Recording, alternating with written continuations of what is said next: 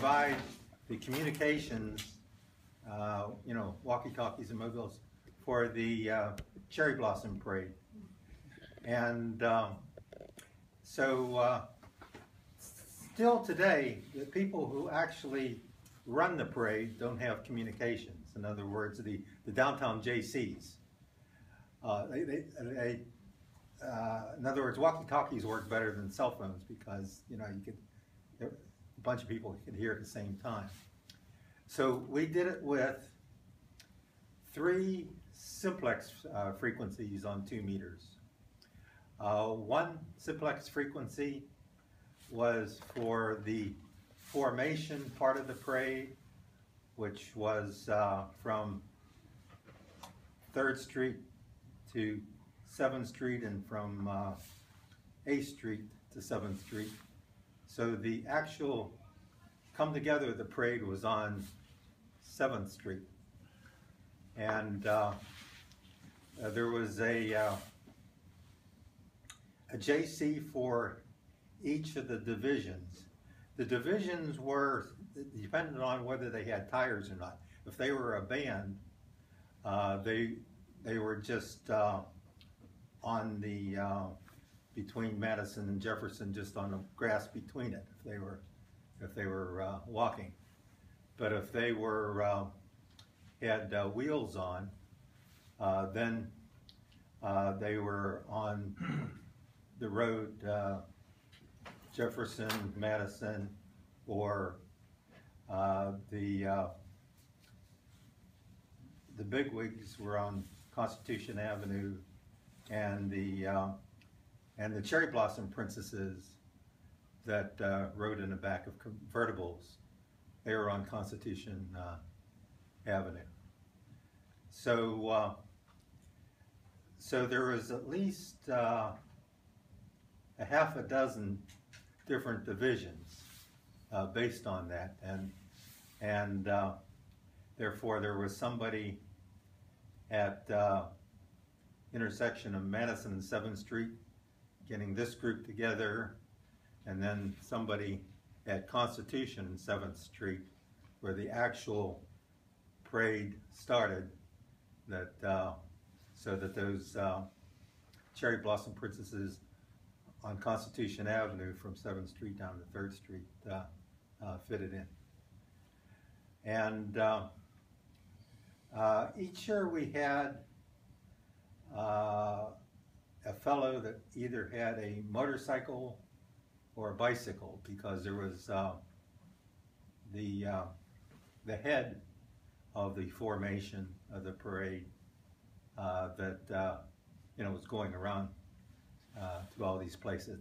The buses unloaded on 3rd Street, and when the buses unloaded, then they were told to go south to Independence Avenue and take Independence Avenue around to 17th Street to Constitution Avenue. From 17th Street westward to 20th Street, that was all dispersal area. So each division had a streeter or spoke, like Virginia was a spoke. Each division had a dispersal location for each division. So when they came to the end of the parade, they knew their bus would be, say, up Virginia Avenue. And so the princesses were inside the Smithsonian building, and so I was down there and told them when to, which princess to come up at what time. So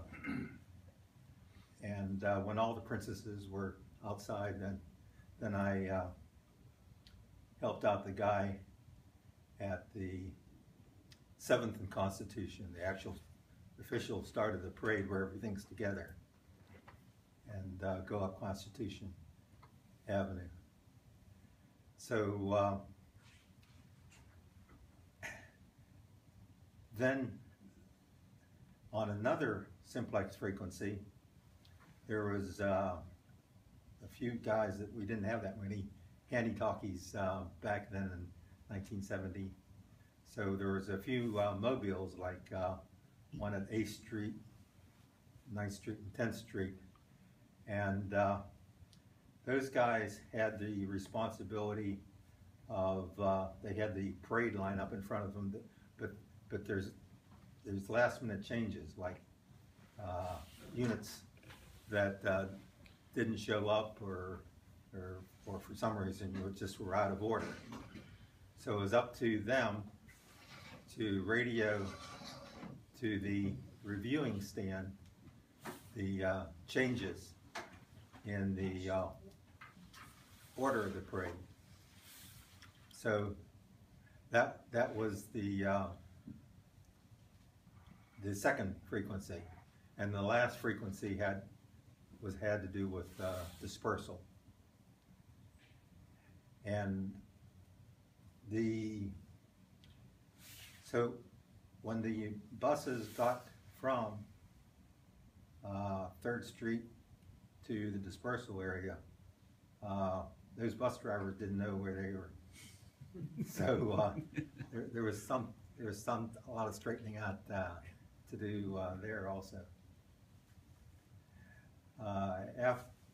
After the whole parade is done, behind the reviewing stand there on the ellipse of the mall, they had the food and parties. In other words, the people that were in the parade as well as us, they had plenty of food. And so that worked out quite well for from about 1968 to 1983. Around 1983, the hams didn't need to do it anymore because the Red Cross, there was a St. Croix Virgin Island hurricane, and the Red Cross bought a lot of handy talkies that were sent down there for the hurricane. But when the hurricane was over, they all came back and were stored in Red Cross headquarters in cabinets. So from that middle 80s to probably still to now, the Red Cross handy talkies that are on, they have a lot of frequencies, more than a dozen frequencies, you don't realize it, between 460 and 470 megahertz. And so that is what's doing the communications now. They have a van with base stations, 3 base stations on it, and so they use 3 frequencies, at least 3 frequencies also, just as I did. And if you're going to the parade tomorrow, it's probably on Madison Street, just back from 7th Street towards 8th Street. And so, is anybody planning on going to the parade tomorrow? Sure. Okay. So yeah, that would be a real nice place to visit. There is their communications van. Are the radio operators using these handy talkies now hams, or are they like Red Cross volunteers? I don't think there's any hams anymore. In other words, the Red Cross has enough handy talkies now that they don't need it. And they do it all on simplex instead of a repeater, so that... Yeah, that's it. It's not that far between... yeah, I guess, yeah. It's close by. Yeah. And because these stored walkie-talkies sort of need use, you know, once a year. Otherwise, those batteries, you know. And as a result, the downtown JCs that actually run it actually do another thing later in December. This only took 4 hams for what they called Toys for Tots. There was 2 hams in a church where all the buses come and the kids unload, and there was 2 hams in a toy store, a 5 and 10 cent store, and so all we were saying, okay, we're ready for another, you know, two dozen kids to go down the street. Dessert time? Let's see, any other questions?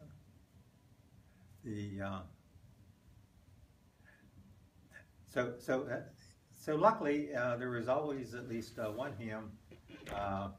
For instance, I got to talk last night to one of them that lives there in College Park.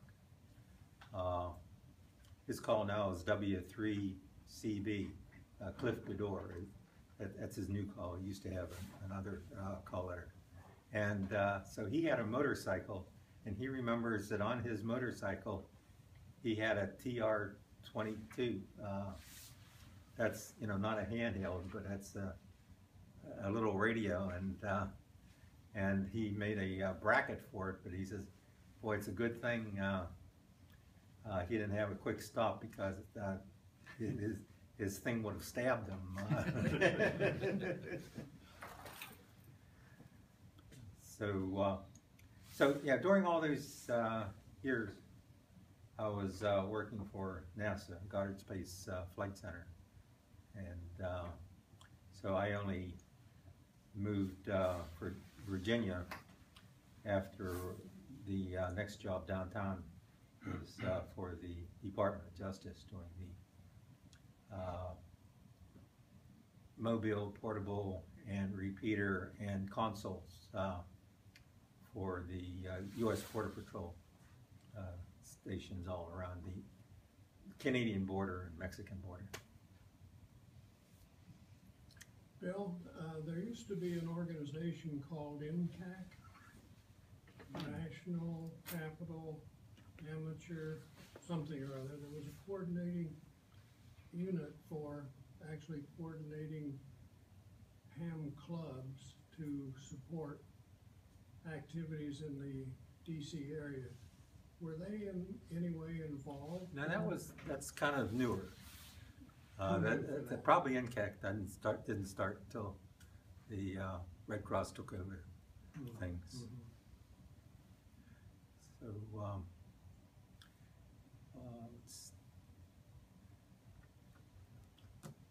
Red Cross has managed to keep everything working, or at least enough of them working?